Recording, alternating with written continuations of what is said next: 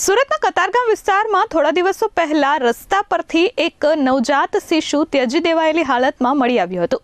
આ મામલે ચોકબજાર પોલીસે બાળક ત્યજી દેનાર માતાની ધરપકડ કરી છે। નવજાત શિશુને કચરાના ઢગલામાં ત્યજી દેવા મામલે ચોકબજાર પોલીસે આરોપી માતાની ધરપકડ કરી છે। કતારગામના અવધૂત નગર નજીક મૃત હાલતમાં નવજાત શિશુ મળી આવ્યું હતું। સીસીટીવી ફૂટેજ અને ટેકનિકલ તપાસના આધારે આરોપી મહિલા સુધી પોલીસ પહોંચી હતી।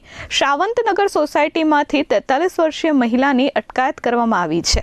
મહિલાને અગાઉ 2 સંતાનો હતા અને ત્યારબાદ પતિ સાથેના સંબંધોમાં ગર્ભ રહી જતા બાળકનો જન્મ થયો હતો, જેથી સમાજમાં બદનામીના ડરથી નવજાત બાળકને ફેંકી દીધાની કબૂલાત મહિલાએ કરી હતી। મહિલાએ ઘરે જ બાળકને જન્મ આપ્યા બાદ પ્લાસ્ટિકની થેલીમાં મૂકી બાળકને ત્યજી દીધું હતું। કચરાના ઢગલામાંથી કૂતરાઓ થેલી ખેંચી લઈ આવતા હોવાની ઘટના ત્યાં લાગેલા સીસીટીવી કેમેરામાં કેદ થઈ ગઈ છે। હાલ પોલીસે સમગ્ર મામલે માતાની અટકાયત કરી વધુ તપાસ હાથ ધરી છે। Bureau report S24 news, Surat.